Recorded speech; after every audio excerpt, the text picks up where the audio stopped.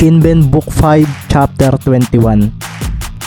Hindi nangyari ang plano ng Auxi team sa unang quarter dahil nagawa silang masabayan ng lineup ng Calapan City. Naging maganda ang depensa ni Semeron kay Gamboa at paminsan-minsan ay may kaunting tulakan na nagaganap sa dalawang ito. Halatang halata nga ang gigil ang dalawa sa isa't isa pero wala namang nangyaring ikakasilbato ng referee at ikinatuwa ito ni Coach Isaiah. Pagdating naman sa matchup ni Lastimosa at Romero ay parang nagpapakiramdaman pa rin ang dalawa. Kapwa nga sila may 6 points sa unang quarter at naalala ni Maki na parang ganito rin ang naging playing style ni Kyle noong nakalaban ng mga ito ang Ormin team.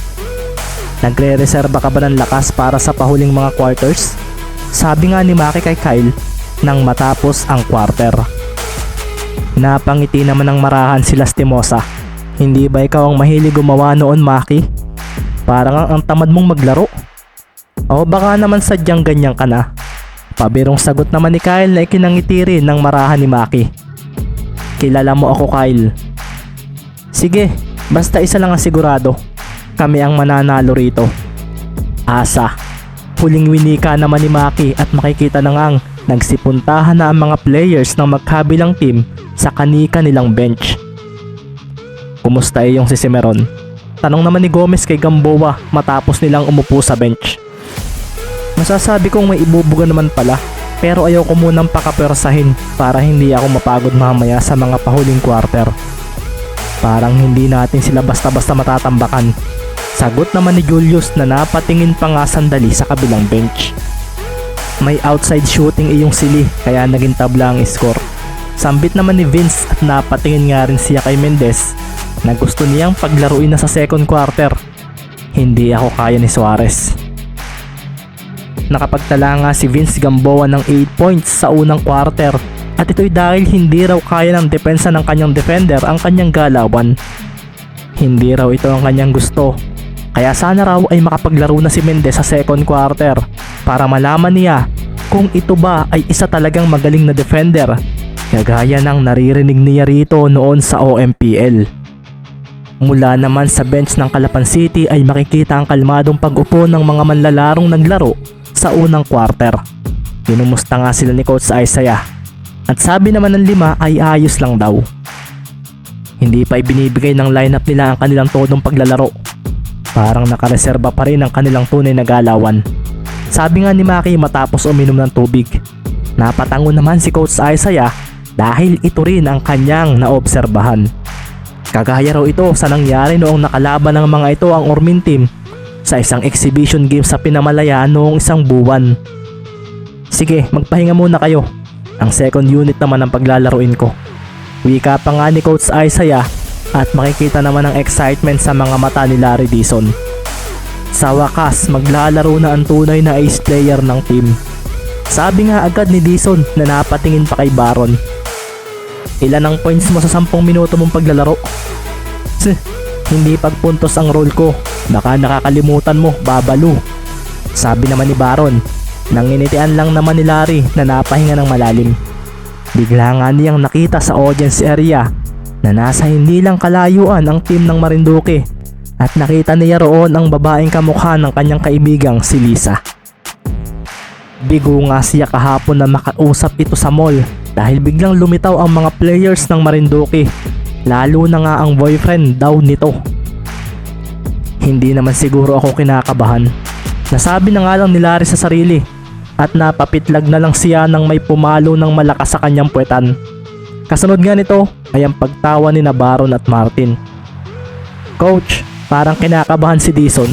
Wika nga ni Baron at siya nga ang pumalo ng malakas sa puwetan nito na ngayon ay makikitang hinihimas na ni Larry. Hindi coach, bakit ako kakabahan? Para namang hindi ako magaling na basketballista kung ganoon. Wika nga ni Larry na seryoso lang na tiningnan ni Isaiah. Alam nga rin ni Coach Cervantes na parang may kaba ito at ang ginawa ni Baron ay gawain din nila noong naglalaro pa siya ng basketball. Pantanggal ka ba raw ang sakit na dulot nang malakas na pagpalong iyon. Tumayo na nga rin si Ricky at nagbanat ng braso. Napatingin nga rin si Isaiah rito at wala man lang siyang naramdamang kaba sa mata nito. Talagang handang-handa ito para maglaro. Tumayo na nga rin sina Carlo at Dre na alam din ni Isaiah na parang namumukod ang dalawang ito pagdating sa pakikisama sa isa't isa. Halimbawa na nga lang nito ay ang nangyaring pagbalik agad ng mga ito sa hotel kagabi. Alam na ba ninyo ang gagawin? Tanong nga ni Isaiah sa 5 manlalaro ngayong second quarter. Small ball ang lineup ninyo, kaya ihanda ninyo ang mga binti ninyo. Magsisimula na tayong bumuo ng momentum sa quarter na ito. Dagdag pa nga nito na ikinatango naman ang 5. Matapos nga iyon ay nagsipasok na sina Ricky sa loob ng court dahil magsisimula na ang ikalawang quarter. Mendez, Sanchez, Ibanez, Dizon, Agoncillo. Ito ang lineup ng Kalapan habang Gomez, Gamboa, Venturina, Lazaro, Lanete naman ang sa Occidental Mindoro team. Parang gusto kong maglaro pero hindi ako isinama ni coach. Masusubukan ko sana itong si Mendez na kinekwento sa akin ni Maki. Sabi naman ni Kyle sa isip na kasalukuyang nakaupo habang may towel na nakapatong sa kanyang balikat. Hindi niya pala pinaglaro si Lastimosa. Wika naman ni Coach Isaiah nang makita ang ipinasok na mga players ni Barsibal. Sumilbato na nga ang referee at nang sambutin ni Mendez ang bola mula sa inbound pass ni Agoncillo ay sandaling napaseryoso ang mga players ng ibang teams. Ang mga manonood nga ay napaseryoso rin dahil ang liit daw ng player na iyon.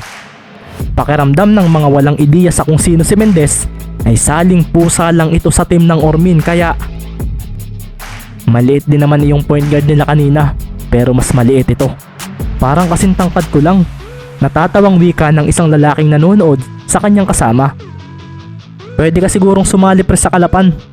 Pasok ka pa sa height requirement. Dagdag naman ang isa at napatawa naman ang dalawa na napahinto na lang nang may parang pumalo sa ulo noong isa. Paglingon ng lalaking tumatawa sa kanyang likuran ay nakita niya ang masamang tingin sa kanya nang nasa tapat niya. Si Henrik Ramirez ito yung tumalo kina Derek, yung naka 60 points. Sabi nga ng lalaki sa sarili na agad na napalunok. Narito pala sa likuran nila ang buong team ng Ormin. Ang ingay mo, wala ka namang alam sa basketball. Seryosong winika ni Henrik na sinamaan palalo ng tingin ang dalawang lalaking pinagtawanan si Ricky. Mamaya after nitong game bumaba nga kayo sa court at titingnan ko kung ang lumalabas sa bunganga ninyo ay sakto sa galing ninyo sa pagbabasketball. Dagdag pa nga ni Ramirez na ikinangiti naman ni Granger Chavez na katabi nito. Manood na lang kayo mga bossing at saka ninyo husgahan ang sinasabi ninyong player after ninyo siyang mapanood. Kalmadong wika ni Chavez.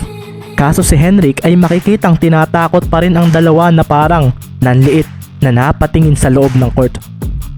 Sorry mga bossing, mahinang sabi ng dalawa at nang mapatingin sila sa loob ng court ay nabigla sila sa kanilang nasaksihan. Pagdating nga ni Ricky sa kanilang side ay agad siyang hinarangan ni Gomez na makikita sa mukha ang tuwa dahil katapat na siya. Dinepensahan agad siya nito pero hindi huminto si Mendez. Umabante pa rin nga siya at sa pagharang sa kanya ni Gomez ay biglaan niyang pinatalbog ang bola sa kanyang likuran. Sinambot ito ng kanyang kaliwang kamay at sumabay rin ang kanyang katawan sa pagpunta sa direksyong iyon. Behind the back, pero huli ko ang galaw mo. Sabi nga ni Gomez na napaseryoso ng lampasan siya ni Mendez. Mabilis ngang pinatalbog ni Ricky ang bola pabalik sa kanyang kanang palad at isang sidestep pa pala ang kanyang ginawa na sinundan niya ng mabilis sa pagsugod sa basket. Dito na nga siya nag-penetrate sa depensa ng kalaban at sumara nga ang mga ito na naging dahilan upang bigla niyang ibato ang bola papunta sa kanyang kanan. Isang pasa ang kanyang ginawa na mabilis namang sinunggaban ni Gomez. Papunta ang pasang iyong kay Ibanez na tinakasan ng katapat nitong si Venturina kaso hindi doon tumungo ang bola. Bigla ring huminto si Ricky at doon nga ay bumangga sa kanya ang paparating na si Gomez. Nalinlang niya ako sa fake pass na iyon. Nasabi na nga lang ni Vincent at dito na nga rin makikita si Tristan Agoncillo na mabilis na inilagay ang bola sa loob ng basket sa pamamagitan lang ng simpleng pagtira. Nice pass Ricky. Sabi pa nga ni Agoncillo at tumango naman si Ricky na tumakbo na papunta sa kanilang side. Si Vincent Gomez naman at Julius Gamboa ay nagkatingin na naman sa ginawang iyon ni Mendez. Dito na nga rin nagsalta si Mark Venturina sa dalawa niyang kakampi. Huwag na kayong magulat, nakalaban ko na si Ricky Mendez sa OMPL, kaya alam kong hindi siya basta-basta at wala iyang pakialam kung mas malaki pa sa kanya ang kalaban. Sambit ni Venturina na dahan-dahang ikinatango ni Gomez at natawa pa siya nang marinig iyon. Ito na nga ang gusto ko. Mahina niyang winika at pagkatapos noon ay sinambot na nga niya ang bola mula sa inbound pass nila Nete. Sa pagdating nga niya sa side nila ay napangiti agad siya nang harangan siya ni Mendez. Maingat niyang pinatalbog ni Gomez ang bola dahil nakikita niya ang dahang-dahang paglapit ni Mendez. Magaling siyang magdala ng bola kaya pwedeng hindi ko basta mahuli ang galawan niya pero susubukan ko pa rin. Sabi naman ni Ricky sa sarili. Dito na nga siya umabante para agawin ang bola kaso napaseryoso siya. Nang isang mabilis na sidestep ang agad na ginawa ni Gomez. Alam ko na iyan Mendez, wika ni Gomez at nang lampasan niya si Mendez ay pasimple pa niya itong sinanggi at nabigla ang mga taga-Kalapan nang sumilbato ang referee. Napaupo si Gomez habang si Ricky naman ay nagulat sa nangyaring bump na iyon. Natawagan agad siya ng foul na ikinaseryoso kaagad ng mga kakampi niya. Nagmintis ang bitaw ni Gomez sa bola pero mabibigyan pa rin ito ng 2 free throw. Ang nipis ng tawag na iyon bulalas na nga lang ni Dizon na ikinaseryoso ng mga referee. Okay lang, sambit naman ni Mendez na napatingin pa sandali sa tumayong si Gomez. Hindi ito tumingin sa kanya, bagkus ay naglakad na kaagad ito sa free throw line. Pumasok ang 2 tira niya at nagtabla nga ang score sa 27. Sa pagbalik naman ng bola sa side ng Kalapan ay napaseryoso kaagad si Ricky nang depensahan kaagad siya ni Gomez. To the rescue naman kaagad si Tristan na naglakad ng malapit sa dalawa. Ginamit nga ni Mendez ang kanyang kuya Tristan para maitawid ng ligtas ang bola sa kanilang side.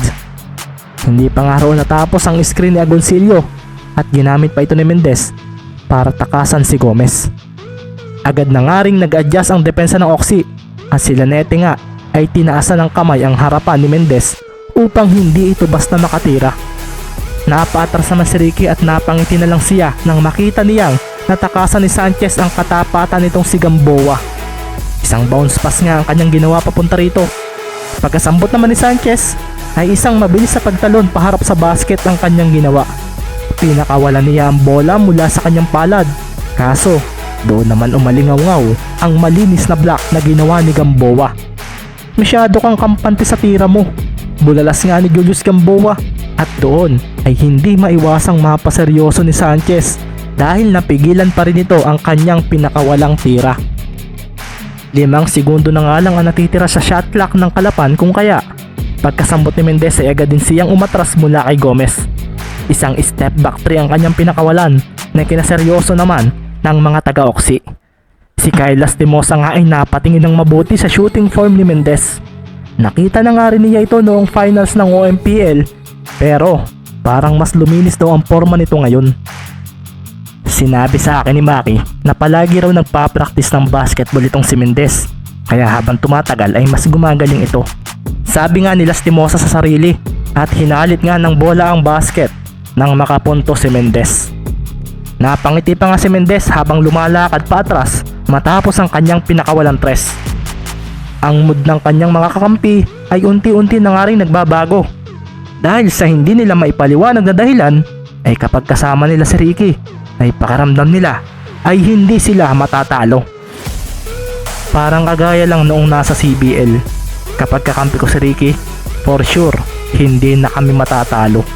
Sabi naman ni Dizon sa sarili at sa pagbalik ng bola sa kalaban ay dito nila ipinamalas ang kanilang mahigpit na depensa.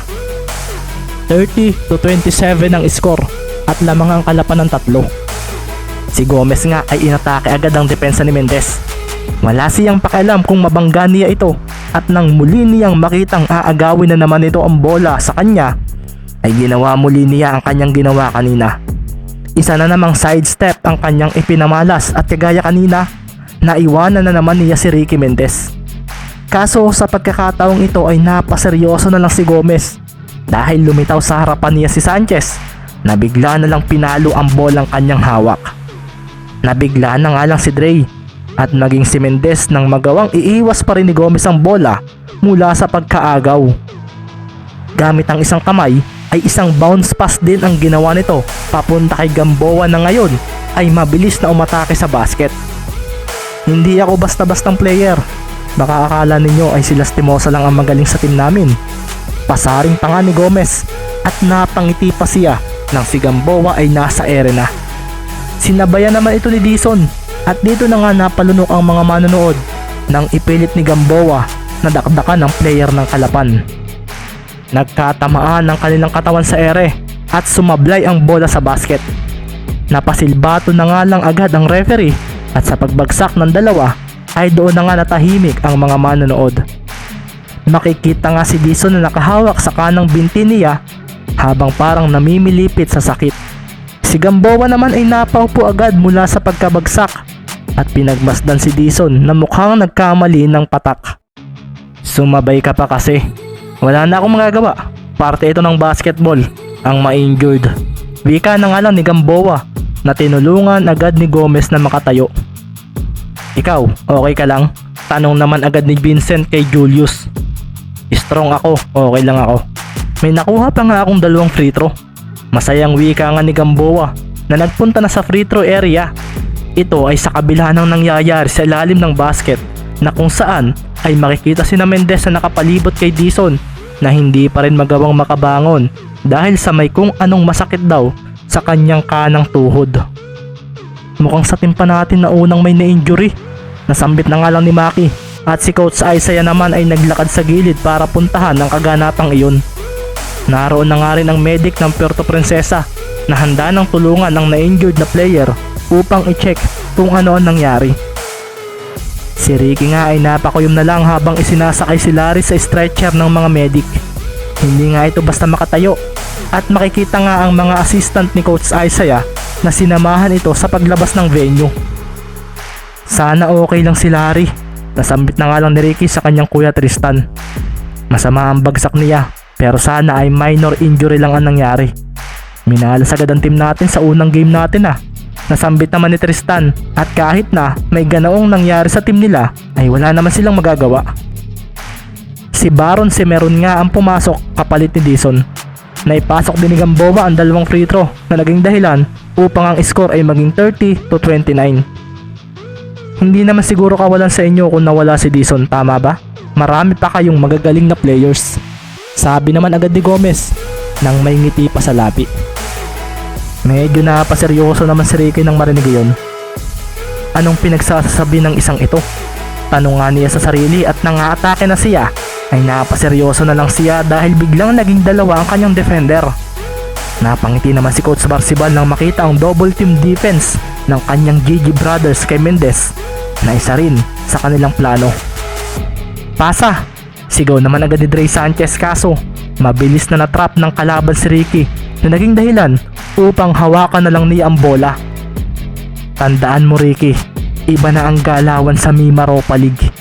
Bigla pa ngang naalala ni Ricky ang sinabi sa kanya ng kanyang kuya Maki at mukhang ito ng araw ang bagay na iyon. Sa paggalaw nga niya upang ilayo ang bola mula sa dalawa ay napaseryoso na lang siya nang nasanggi ng siko niya si Gomez. Alam niyang hindi iyon malakas. Kaso biglang napaatras ito at napaupo habang nakahawak sa katawan. Ang ikinaseryoso pa nga ni Mendez ay ang pagsilbato ng referee. Mendez number 3, offensive foul. Bulalas ng referee habang nakasenyas sa harapan ni Mendez. Napakuyom naman kaagad si Gamboa habang si Gomez naman ay napangiti ng pasimple dahil naisel niya ang foul na iyon. Masakit ang tawag na iyon kay Mendez. 2 na kaagad ang foul niya. Nasambit na nga lang ni Calvin Barrientos. Mukhang planado ng 2 players na iyon ang kanilang gagawin. At mukhang si Mendez ang una nilang biktima. Sabi naman ni Rare na siguradong hindi raw magiging madali ang pagkapanalo ng Kalapan sa labang ito. Ito ay kung sila nga ang mananalo. Paanong naging foul iyon? Naitanong na nga lang ni Ricky sa referee na tiningnan lang siya na parang wala lang.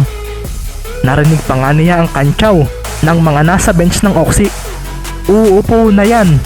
Uupo na yan! Sambit nga ni Ricky na napakuyom na lang ng kamao matapos niyang bitawan ng bola. Sumilbato nga rin ng referee matapos iyon at si Coach Isaiah ay seryosong pinapasok si Mover at ito ay upang palitan si Mendez na mayroon na kaagad 2 fouls. Si Isaiah nga ay napatingin pa sa kabilang bench kay Coach Darwin. Sigurado akong plano ito ng matandang iyon. Hindi nila ito ginawa kanina kay Maki dahil ba ang gusto muna nilang mawala ay si Mendez? Magpahinga ka raw muna, Ricky. Wika ni Mover na tinapik pa sa balikat si Ricky. Pero sasagot pa sana si Ricky. 2 na ang foul mo. Gusto mo bang hindi na makalaro mamaya kapag crucial na ang oras? Seryoso namang winika ni Mover na kinabuntong hininga na nga lang ni Ricky. Sorry Captain. Sambit ni Ricky na parang labag sa loob pa ang pagbalik agad sa bench. Sa loob ng halos 2 minutong pagtigil ni Mendez sa game ay 2 foul na kaagad ang kanyang nakuha mula sa 2 foul artist ng Occidental Mindoro team. At hindi pa rin nila ipinapasok si Romero. So, sino na ang sunod nating target? Julius. Mahinang tanong naman ni Vincent. Ikaw ang bahala. Kahit sino naman sa akin walang problema. Sabi naman ni Gamboa na isa-isa munang pinagmasdan ang mga manlalarong nakaasul na ngayon ay nasa loob ng court na kasama nila.